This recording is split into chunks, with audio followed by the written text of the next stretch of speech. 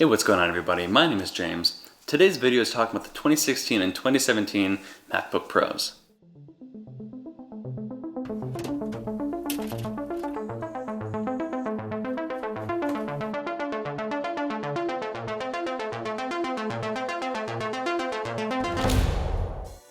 So I recently picked up this computer, actually yesterday. I got it used off of Amazon. It actually wasn't even used, it was still new in the box, but listed as used, and it was $700 less than list price, so I would say I got a great deal on it.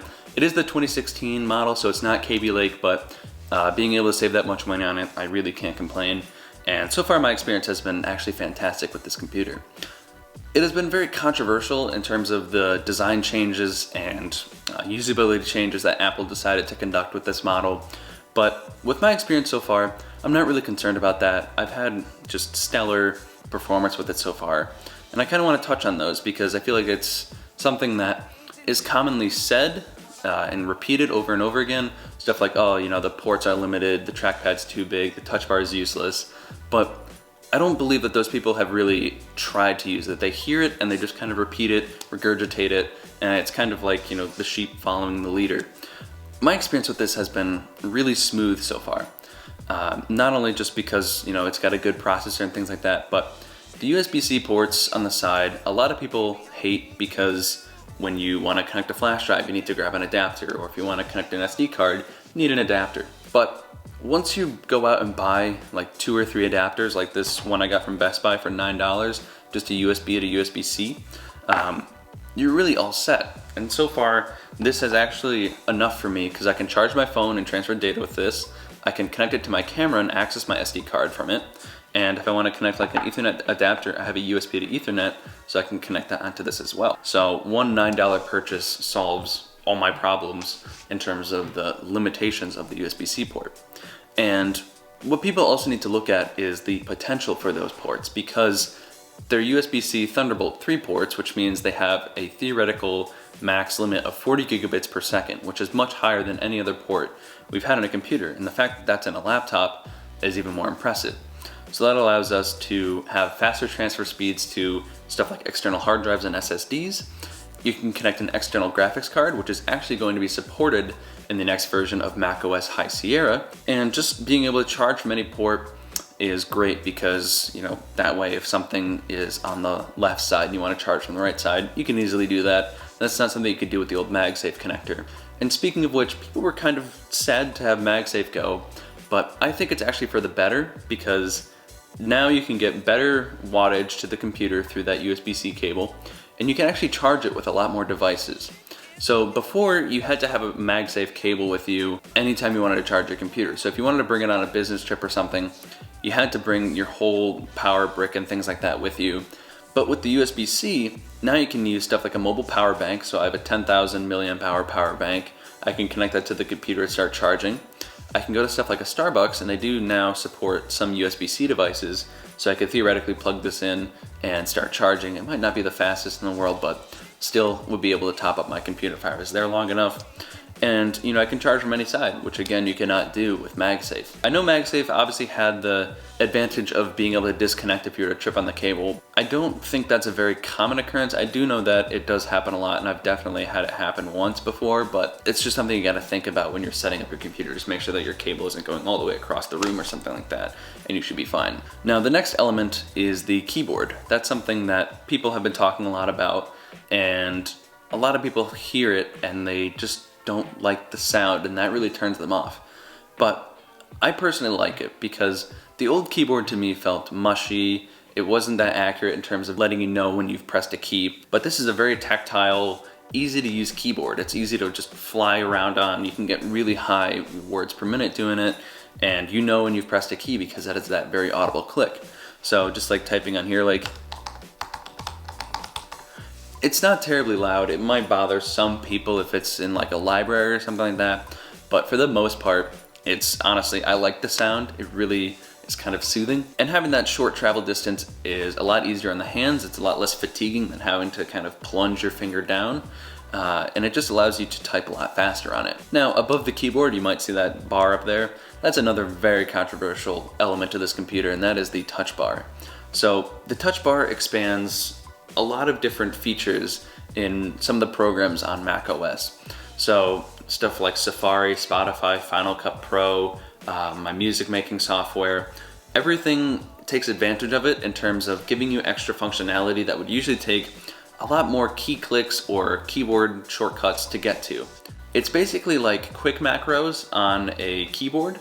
On my gaming keyboard, I have a whole set of macros that I can then press and then record a bunch of different keyboard shortcuts to, and then whenever I pressed it, it would do all of those keyboard shortcuts sequentially. That's basically what this does as well. It's just a bunch of macros, which really kind of expedites a lot of the production and work that you're doing on this. There is some gimmicky stuff. Obviously the emoji bar is always everybody's favorite, and the keyboard suggestions, or typing suggestions I should say, is something that people do find a little bit odd, and I kind of see that as a little bit of a gimmick too, because you already have autocorrect on the computer, so to have autocorrect suggestions and then it's going to automatically do it anyway didn't really make a lot of sense to me, but you can disable that anyway, so it's not that important. And now below the keyboard is another slightly controversial element. More people have actually liked it overall. The large trackpad.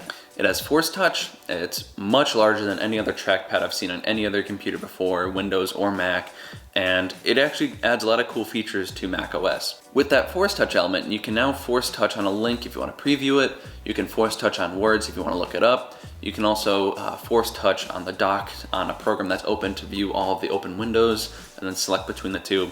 It's really well implemented into the operating system, and so far I've had good experience with it.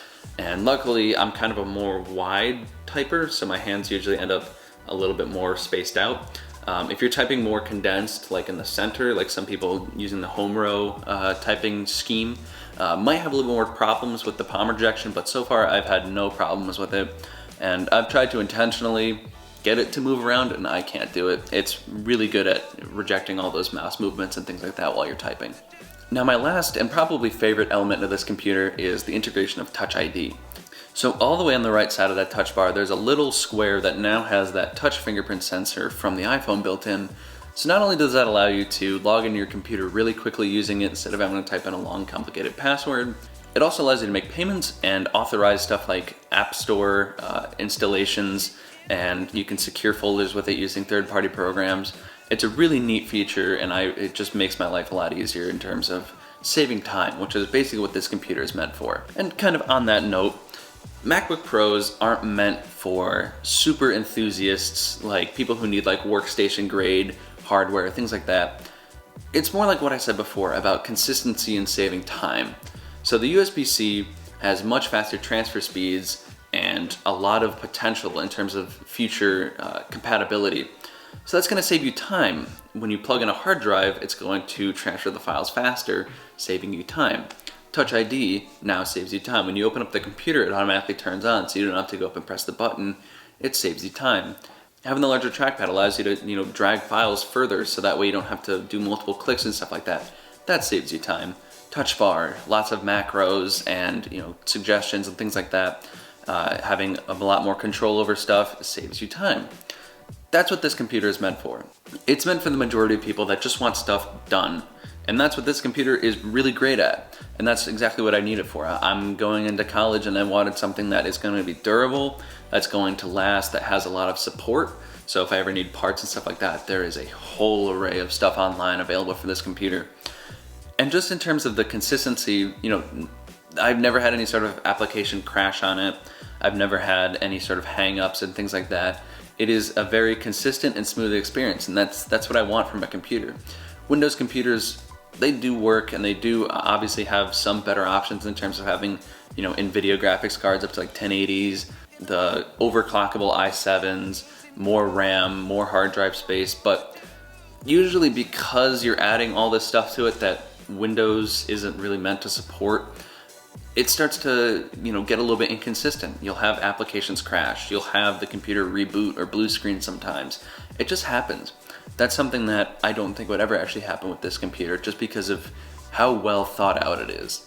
Like I said, I've had a great experience with this. If you guys are in the market, I would definitely recommend it. Maybe not go for the 2017 model right now, just because that's going to run you more money. Sticking with the 2017 is still going to get you probably the best performance, for a much better cost. So I'll leave some links down in the description below to some places where you can find some decent deals on this. If you can find one used, I would probably recommend going that route just because it's gonna save you a lot more money, which then you can again use to invest in some dongles and get started.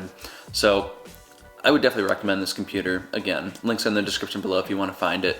And I'll leave some other stuff down there if you guys are looking for other adapters and things like that to get started. So hope you guys enjoyed this talk. If you want a more in-depth review with stuff like the specifications of the computer, the benchmarks, and my day-to-day life with it, I would definitely be interested in making that video. So let me know down in the comments if you guys like that. If you guys like this video, please leave a like. If you guys loved it, please subscribe. I'll see you guys in the next one. Peace.